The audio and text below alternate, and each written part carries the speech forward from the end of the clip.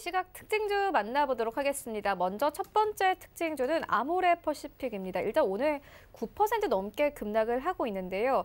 오늘 19만 1,000원대까지 저가를 낮췄습니다. 일단 춘절 기대감이 전부 다 소멸됐어요. 어떻게 보십니까? 그럴 수밖에 없을 겁니다. 네. 지금 어떻게 보면은 춘절이고 뭐고 그런 부분들보다는 막아야죠. 폐렴과 관련된 이슈를 통해서 막아야 되는 부분들이 굉장히 좀 크게 존재를 하기 때문에 어떻게 보면은 당연히 떨어지는 건 맞다라고 좀 보고 있습니다.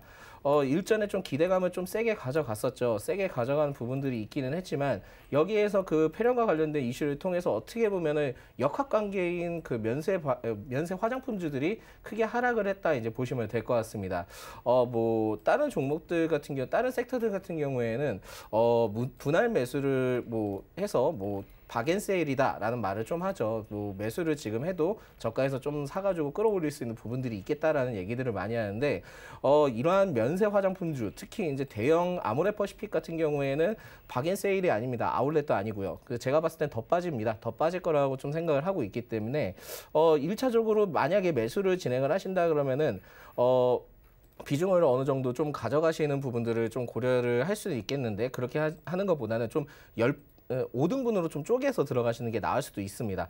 그렇기 때문에 1차 구간은 한 18만 원 구간을 좀 보시고요.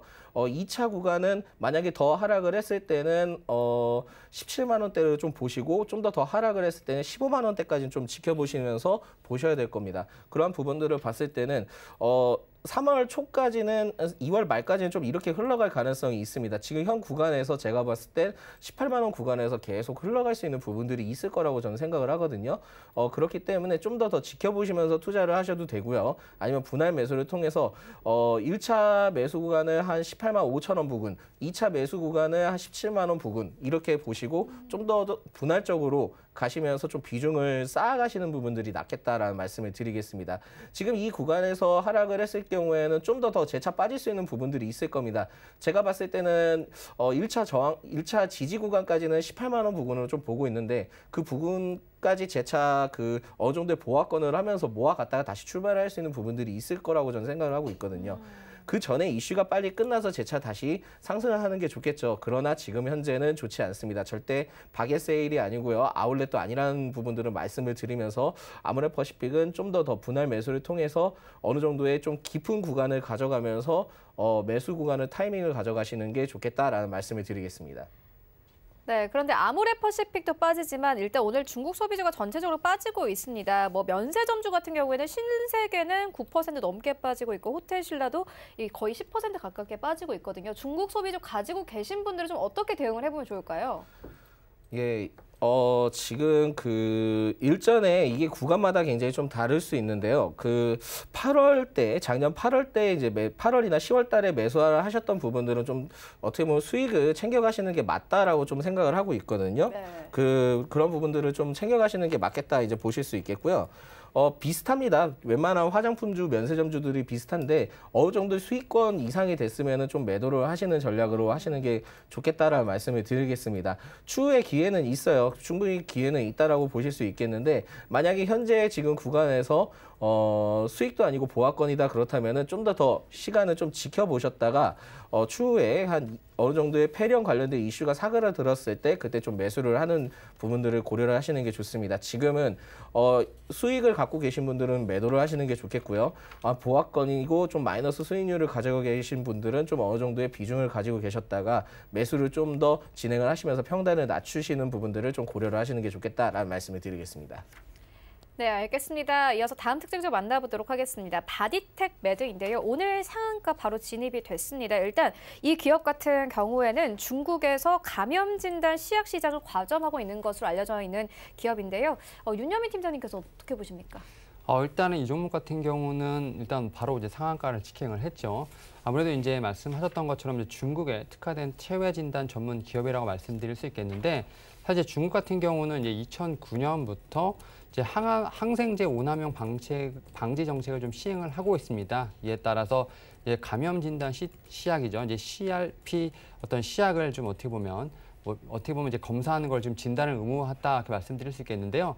일단 우한 폐렴 같은 경우는 이제 초기 증상이 이제 감기랑 좀 비슷한 부분이 있기 때문에 중국인들이 아무래도 이제 이런 진단, 감염 진단, 시약 진단 어떻게 보면 검사 시장을 어떻게 보면 바로 할 수 있는 부분이 있습니다. 이에 따라서 이 종목 같은 경우는 어떻게 보면 이런 처방전이라든지 이런 진단의 어떤 의무화로 인해서 상당히 현재 좀 어떻게 보면 중국에서 잘 팔리고 있고 그다음에 그 부분에서 매출이 상당히 잘 나오고 있다 말씀드릴 수 있겠습니다. 이에 따라 동사 같은 경우는 3분기 누적 기준으로 봤을 때 어떻게 보면 이제 영업이익이 103억 이상을 좀 기록할 것으로 판단되고 있고요. 이런 부분이 창사 이래 어떤 최대 실적으로 말씀드릴 수 있겠습니다. 일단 뭐 주가를 보게 되면 일단은 현재 어떻게 보면 상당히 안 좋은 상황에서도 혼자 지금 상한가를 직행한 모습을 보여주고 있고요. 이러한 어떤 주가의 흐름은 당분간 좀 지속될 것으로 보이고 있습니다. 기 보유하고 계신 분들 같은 경우는 분할 매도 관점으로 해서 차근히 좀 매도를 하시면서 차익 실현을 하시면 좋을 것 같고요.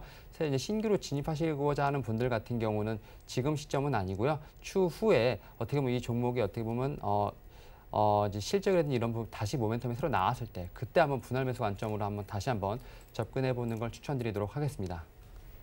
네, 알겠습니다. 이어서 다음 특징주 만나보도록 하겠습니다. 유바이오로직스인데요. 일단 이 기업 같은 경우에는 폐렴 관련해서 계속 임상 시험을 하고 있는 기업이기도 합니다. 어떻게 보십니까? 예. 그 폐렴과 관련된 임상을 시험을 하고 있는 기업입니다.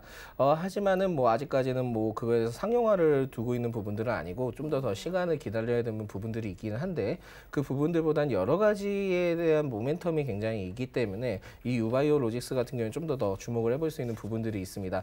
아무래도 그 빌 게이츠 재단과 관련된 이슈가 좀 어느 정도에 있기 때문에 그 부분들을 봤을 때 유니셀프 그러니까 지금 좀 깊숙하게 좀 시나리오를 써보자면은 지금 그 우한 폐렴과 관련된 이슈를 통해서 뭐 선진국들은 대응할 수 있는 방안들이 있겠지만 그 밑에 있는 개발도상국이나 관련된 그 국가들 같은 경우에는 좀 어떻게 보면 대응하기 많이 힘들 수 있습니다. 그렇기 때문에 어떻게 보면 유바이오로직스 같은 경우에는 유니셀프를 통해서 어떻게 보면은 유니셀프를 통해서 어떻게 보면 좀 주목을 해볼 수 있는 부분들도 좀 고려를 해볼 필요가 있겠다라는 말씀을 드리겠습니다. 아직 빛나는 종목은 아니지만은 그래도 전체적으로 이 종목 같은 경우는 장기적으로 좀 보셔도 괜찮은 종목이다라는 말씀을 드리겠습니다.